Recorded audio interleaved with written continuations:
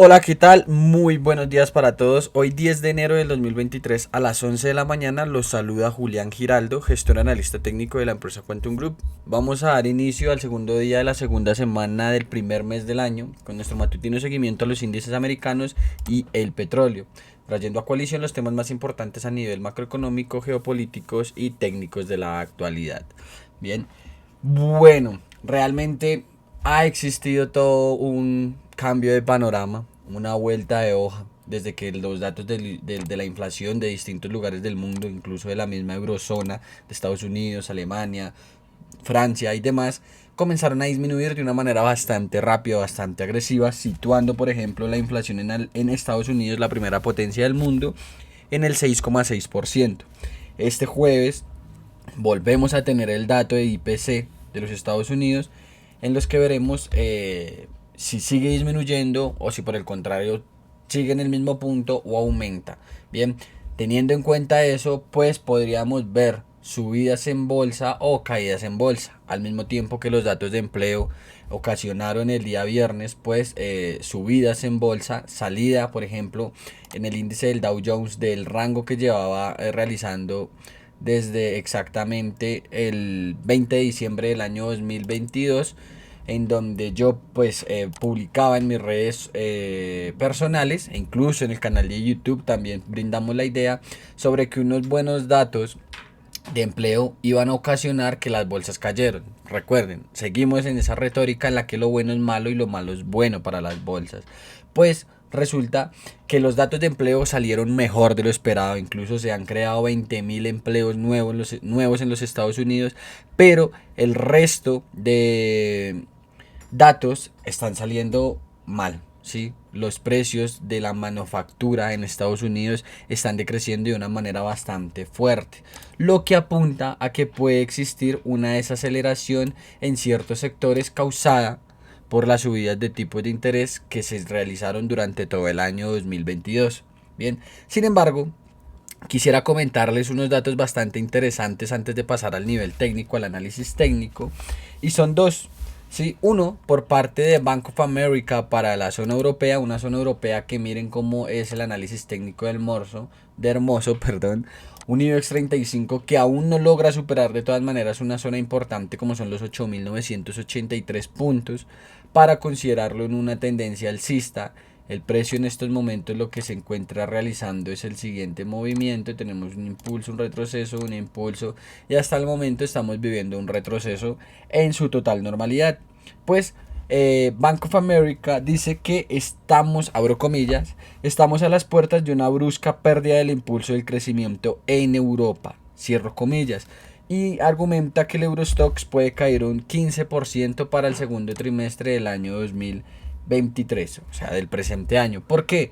Este viernes tenemos los primeros datos de diversas empresas en donde se espera que los beneficios empresariales comiencen a caer debido a las subidas de tipos de interés, apuntando a que la economía sí se encuentra en una recesión.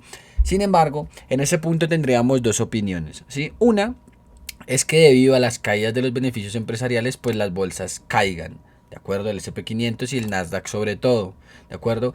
Las bolsas europeas no tanto, ¿por qué? Porque no ponderan las tecnológicas que sí ponderan Wall Street, que tienen bastante peso en los mismos índices y son las que las afectan de esa manera como lo hemos visto durante todo el año pasado 2022.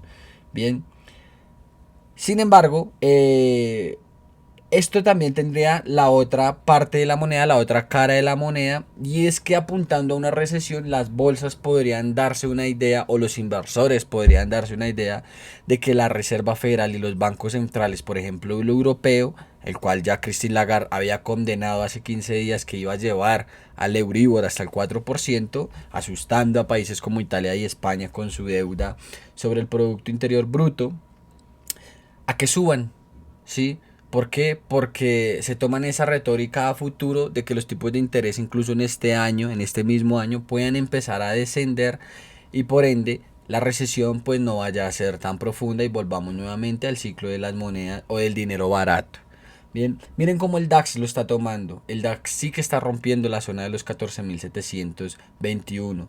Y aunque tenemos una deuda en los 13.471, podríamos determinar que cabe mucho la probabilidad, tenemos una probabilidad incluso del 80%, si ya lo tratamos estadísticamente hablando, de que el índice del DAX alemán sí vuelva a máximos. Obviamente va a tener que experimentar un retroceso en algún momento, pero buscar las ventas a largo plazo ya se vuelve un poco menos confiable que buscar las compras. Obviamente, en time frames más pequeños sí podríamos ver posiblemente la acción del precio, rompimientos de zonas importantes como la es en estos momentos los 13.781. Claro está que vendría siendo una zona ya difícil para volver a buscar ventas, debido a que la deuda pues no tiene mucho recorrido después de ese rompimiento. ¿Qué tendríamos que esperar? Posiblemente especulando pues un retroceso si quisiéramos aprovechar esa venta. Si es que la situación en Europa pues aparentemente, según los datos, sigue mejorando en lo que son los precios de las manufacturas, sobre todo en el país alemán, y el IPC y la guerra. Bueno, de la guerra pues no podemos decir tanto porque aún sigue en pie. Tenemos a Zelensky que ha rechazado las ofertas de paz por parte de Rusia, unas ofertas que tampoco pues tienen mucho que gustarles, debido a que prácticamente Rusia les está diciendo que ellos se van a quedar con los territorios anexados, y pues Ucrania no puede permitirse eso, ¿no? Entonces también tenemos esa partecita. Desde que la guerra continúe, recuerden que los precios energéticos es muy difícil, los precios de la energía, perdón, como el petróleo, el gas, se normalicen. Bien, es muy difícil de que eso suceda. Bueno, como les decía, la pérdida de este nivel, bueno, nos tendría que dar un margen de retroceso si quisiéramos aprovechar las ventas hasta la deuda que tenemos en los 13.458, o aprovechar y según cómo reaccione el precio en la zona estipulada, poder comprar ya buscando máximos en el DAX alemán. Bien, de todas maneras debemos tener muy en cuenta este estudio, este análisis o esta opinión de todas maneras que ofrece Bank of America, en la que argumenta que el Eurostoxx podría caer un 15% en el segundo trimestre. Si nosotros lo calculamos desde el nivel en el que se encuentra, bueno, un 15% representaría un poco más abajo de las deudas que también tenemos para el IBEX 35 hasta los 7.405. Las deudas que tenemos van hasta los 7.598 puntos. Veremos. Pero Europa realmente es algo impresionante. Muy, muy, muy impresionante. También, ¿por qué argumenta esto Bank of America? Bueno, ellos dicen que las subidas de inicio de enero se han producido a la vez que aumenta el exceso de liquidez en Europa y en Estados Unidos, debido a una inyección de más de 500.000 millones de dólares, 300.000 millones de dólares por parte de Estados Unidos y 200.000 millones de dólares por parte de Europa. ¿Sí? Vuelve otra vez pues la inyección de dinero. Bien, entonces veremos esto cómo afecta a largo plazo, si realmente podamos vivir un 2023 tranquilo, pero el año 2024 vaya a ser el acabose, algo parecido a lo que vimos el año pasado. Bien, ¿por qué? Porque se vuelve a inflar la burbuja, no se deja oxigenar de manera correcta y todo vuelve a caer por su propio peso. Ahora, si nos trasladamos a Wall Street, perdón, Morgan Stanley ha dicho que las bolsas americanas deberían o podrían caer otro 22% desde los niveles actuales. ¿Por qué? Por el mismo argumento de la liquidez y por las caídas de beneficios empresariales que podamos tener o podamos presenciar o deberíamos empezar a presenciar ahorita con los primeros datos ofrecidos el viernes. Si hablamos del SP500, que es el índice de importancia mundial, tenemos que está en los 3.903 hoy, 10 de enero. Pues una caída del 22% podría representar una llegada a nuestro objetivo de los 3.030 puntos. ¿Sí? Recuerden que las deudas son indiscutibles, chicos, totalmente indiscutibles. Si nosotros ya lo vemos por análisis técnico y considerando, por ejemplo, los estudios que nos ofrecen dos de los bancos más importantes del mundo, seguimos en una tendencia bajista y las ventas siguen siendo totalmente soberbias y prácticamente muy interesantes. Bien, miren esto que nos ha ofrecido el SP500 si lo vemos de esta manera. Sí, ya simplemente por estructuración de mercado. Nosotros teníamos una estructura alcista, un fractal alcista que simplemente fue un retroceso de todo este impulso primario, el cual después de que rompiese o después de que perdió este nivel, el nivel de los 3.902, que era el nivel clave de ese fractal del corto plazo, pues bueno, ya podíamos considerar lo siguiente, lo mismo de siempre, la actualidad. Teníamos todo un impulso primario que ya nos ha llevado hasta nuestra primera zona de interés. El cierre de sesión del día de ayer fue totalmente interesante, aunque bueno, vamos a decir una cosa, yo estoy vendido en el S&P y en el Dow, que son los índices que yo opero. Sin embargo, teniendo en consideración que el jueves es dato de IPC de los Estados Unidos, deberíamos ir con mucho cuidado porque realmente el mes empezó con muchísima volatilidad, pero con estructuración y con acción de precio y con las fractales y el trading áureo y las proyecciones que se realizan, las position y demás, pues nosotros o yo sigo firme hasta el objetivo que nos lleve como mínimo hasta los 3163 puntos. Realmente veo que esos datos también hay que tener en cuenta, no van muy acorde con el análisis técnico, ¿sí? Con el análisis técnico no, perdón, sino con los gráficos que se nos demuestran. Todo en la economía está mejorando, la inflación está disminuyendo, el petróleo está disminuyendo, los índices de precios de las manufacturas están mejorando, los beneficios empresariales, bueno, aún no sabemos cómo están, hasta ahora el viernes lo vamos a descubrir. La tasa de paro en Europa y en Estados Unidos aún sigue en mínimos, estando en Europa en el 6,5%, siendo esto la posibilidad o abriendo la posibilidad de que el Banco Central Europeo sí va a cumplir con su objetivo de llevar al Euribor al 4%, debido a que el empleo no está cayendo como ellos quieren, ¿sí?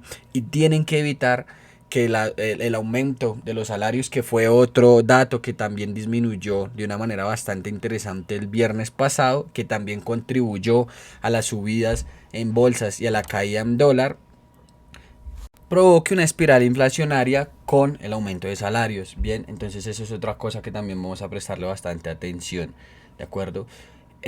Si lo vemos por la parte del petróleo, bueno, terminamos primero con el SP500, vamos a dejar esa idea, es una idea de 76 puntos de stop loss y 732 puntos de take profit. Recuerden el disclaimer al comienzo del video. Bien.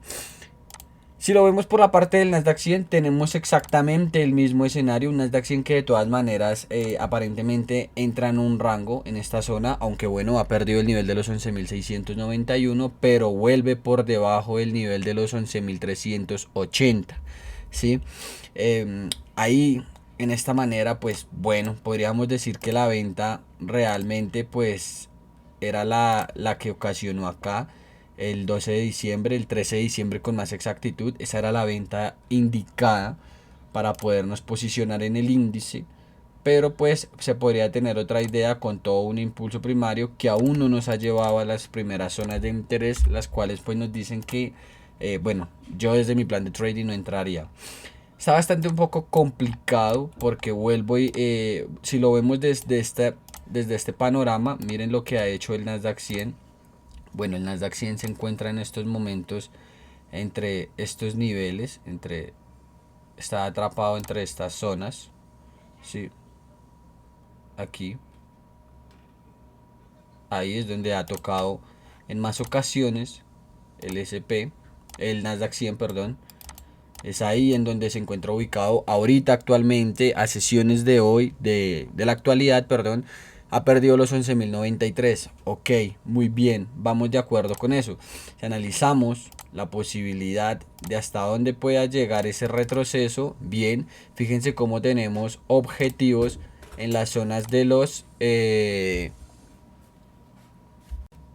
las zonas de los 11.708 y 11.377. Hasta esas zonas, con mucha posibilidad, el precio podría llevarnos para después caer, ¿sí? Ahí en esos objetivos yo podría buscar lo que son las ventas personalmente, desde mi plan de especulación, desde mi plan de trading. Y ya por último, teniendo todo un impulso primario, bueno, vemos que son las mismas zonas de interés, vemos que hay un vacío de liquidez bastante interesante y vemos que en las sesiones ya del corto plazo podríamos aprovechar pues una compra con la pérdida del nivel de los 11.094 puntos. Bien, entonces es bastante interesante si podríamos también aprovechar una compra del corto plazo. ¿Por qué no? ¿Por qué no hacerlo? Cuando pues nos pueda dar la oportunidad. ¿De acuerdo? Ahora, y por último, para ir terminando, tenemos el petróleo. Un petróleo que vuelvo y les digo, sigue cayendo. De todas maneras, cae con mucha fuerza. Es cierto que la compra en el nivel de los de los $73 por barril, incluso de los $67 por barril si quisiera hacernos un nuevo mínimo como un position. Es una compra espectacular, aún se mantiene siendo una compra espectacular hasta que no pierda el nivel de los $70 por barril. ¿Y por qué está cayendo el petróleo? Bueno, si lo vemos por la parte geopolítica o macroeconómica, el petróleo está atrapado en esa incertidumbre de la recesión, está atrapado en ese... En el tema también en el que China no ha podido levantar cabeza por completo con el tema del COVID-19 y después de que rompiera por encima del nivel de los $75 por barril, bueno, la pérdida nuevamente de los 77 e incluso de los $73 por barril no es muy buen argumento para determinar que pueda seguir subiendo. Sin embargo, pues podemos ver un patrón bastante interesante que desde que no pierda el nivel de los $70 por barril, aún el petróleo ha llegado a su tercera zona de interés y vuelve a ser rechazada. Veremos. Realmente para considerar compras a largo plazo, teniendo en cuenta que el tope al precio del petróleo por parte del G7 es un chiste, absolutamente no sirvió para absolutamente nada. Incluso Rusia, ahorita mismo, a 10 días del primer mes de enero, del primer mes del año, perdón, lleva una ganancia de un 8%. Solamente en estos 10 días del mes, Rusia se ha embolsillado nuevamente un 8% en ventas de petróleo. ¿A quién? Pues a los mismos que lo tienen sancionado. ¿De acuerdo? Ya sabemos que si el petróleo repunta, bueno, los fletes, por ende absolutamente todo va a subir de precio. Bien, debemos tener en cuenta también el escenario bélico que hay en el continente asiático, que ahorita mismo apaciguó las aguas. Tenemos a un Japón, que está despoblando Tokio. Según ciertos analistas, incluso profesionales en el ámbito militar, comentan que esto podría ser un comienzo para que Estados Unidos pueda montar bases en Tokio para poder tener un poquito más de defensa o un poco más de defensa en contra de Corea del Norte, Rusia y China, que son los enemigos acérrimos del país nipón. Bien, entonces por esa parte muy atentos también con los escenarios bélicos que no salen en los medios de comunicación normal. ¿Listo? Yo sigo esperando compras en el petróleo a largo plazo, igual que sigo esperando ventas en los índices, a no ser de que se rompan máximos o niveles importantes, como lo está haciendo por ejemplo el DAX alemán, y teniendo en cuenta pues que el jueves es dato de IPC y el viernes son los primeros datos empresariales. Chicos, chicas, eso sería todo por mi parte la mañana de hoy. Recuerden que si les gustó el video nos pueden ayudar con un like, suscribiéndose al canal y activando la campanita de notificaciones para que estén al tanto de todas las actualizaciones diarias que subimos a nuestro canal de YouTube. Les habló Julián Giraldo, muchísimas gracias y hasta luego, que estén muy bien.